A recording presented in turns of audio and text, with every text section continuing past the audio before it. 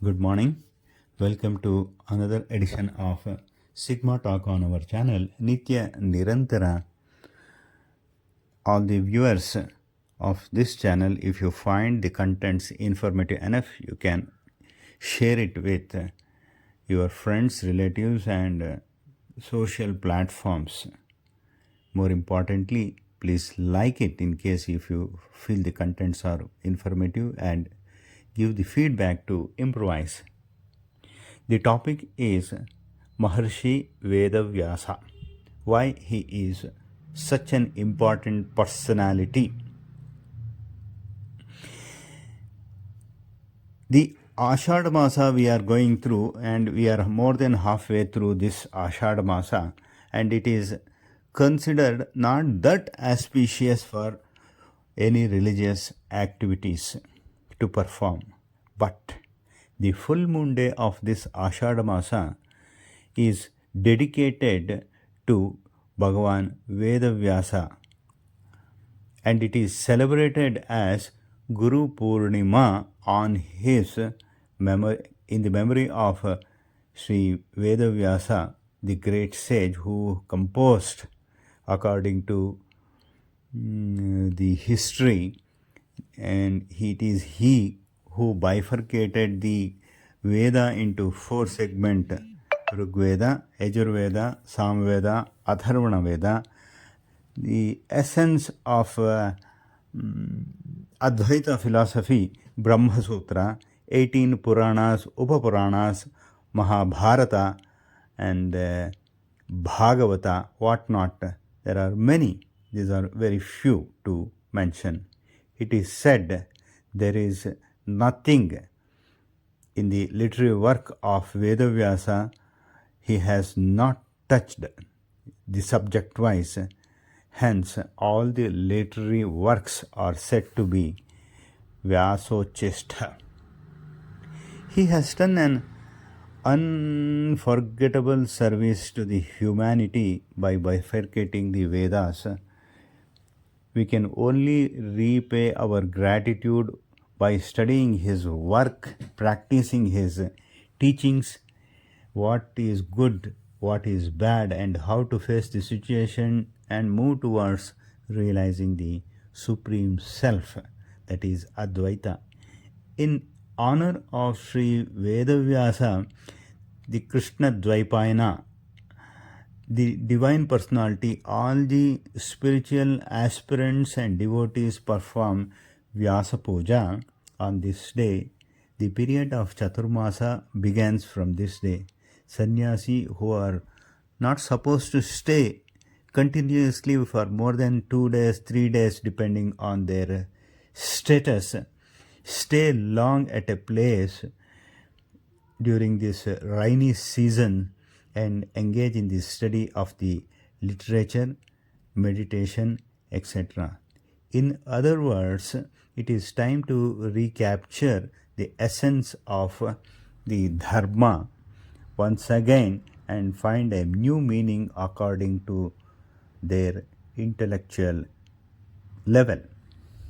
It is also to be noted that during the rainy season, everybody would be busy with their agricultural work. Hence, and more than that, it would be raining heavily and people would not come out to listen to any teachings. Hence, Vedavyasa made these 4 months for the preachers, religious people to stay at a particular place and study and harness their intellect. Like the cloud which burst into rain and to quench the thirst of the parched earth, so is the time for the sadhaka or sannyasa to regain their composure and to stamina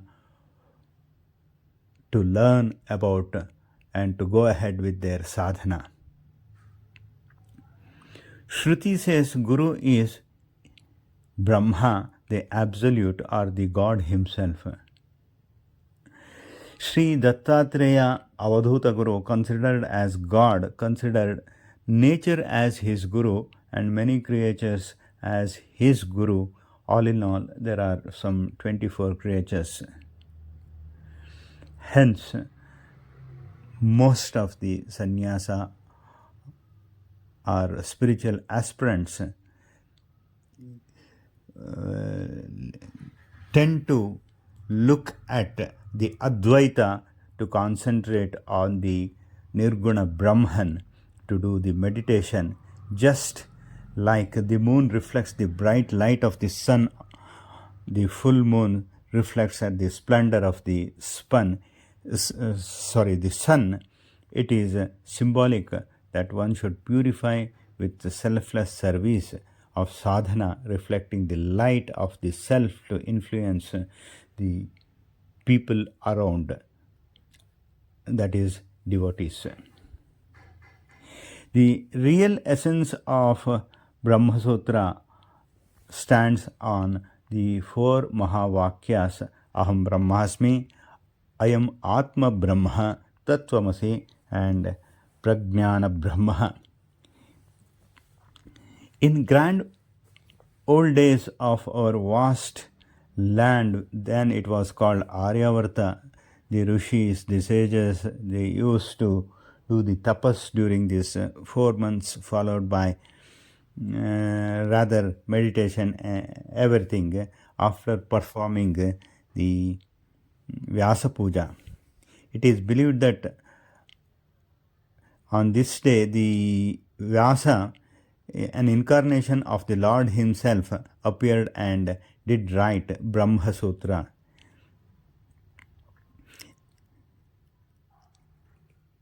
The sages used to sit in the secluded place to realize the self, but now the times have changed with the modernization.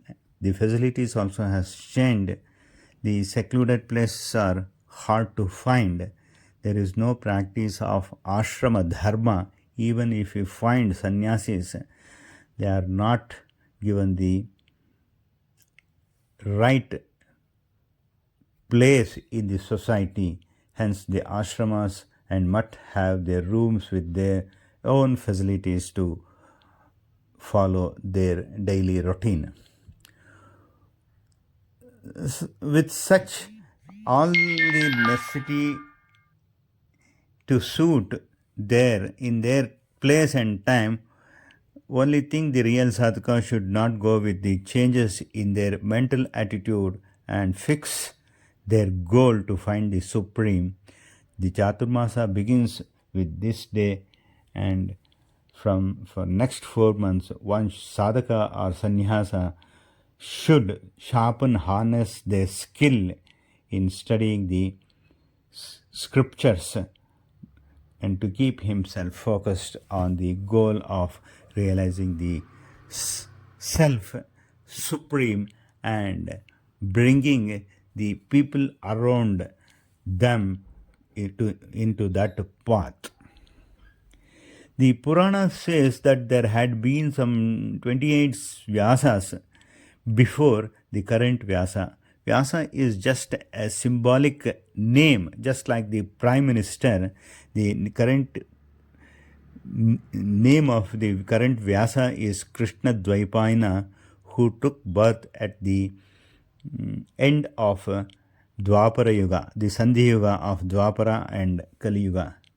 Parashara and Satyavati are the parents of Krishna Dvaipayana. The Parashara was a great Jnani and authoritative on astrology. Even today we have Parashara Hora, which is the foundation book of astrology, and Parashara Smriti, an established socio-ethnic text. Purana says Vyasa took the initiation at the hands of sage Vasudeva, studied the Shastras from Sanaka Sananda. He bifurcated the Vedas for the good of the humanity, Brahma Sutra and other Puranas. It is he who started new system of teaching by explaining the things with examples or upakhyana. Till then, it was Since writing materials were hard to find, it seems only through the Shruti, that is, listening and learning, was the main practice. He set the Gnana, Karma, Upasana for the realization of the Self, of the Supreme. It is he who helped the continuation of his mother's lineage, the Pandavas, Kauravas, but they also fought war in front of him. It is said Devarshi Narada insisted on Vedavyasa to write Bhagavata Purana on Krishna. That happens to be his last literary work. Hindus consider Vedavyasa as Chiranjeevi, uh, and it is a fact, as he gave darshana to Shankara at Mandan Mishra's house, and second time as an he appears with in front of Shankaracharya at Kashi and discusses on Brahma Sutra with Shankaracharya.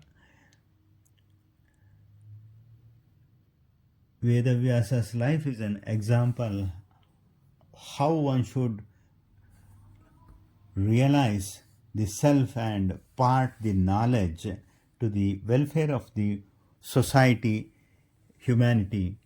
He remains an inspiration to the generations to come.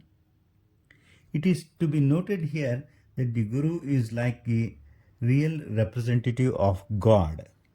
That's why we call him as God. He is not a god, but not less than a god. That is the essence.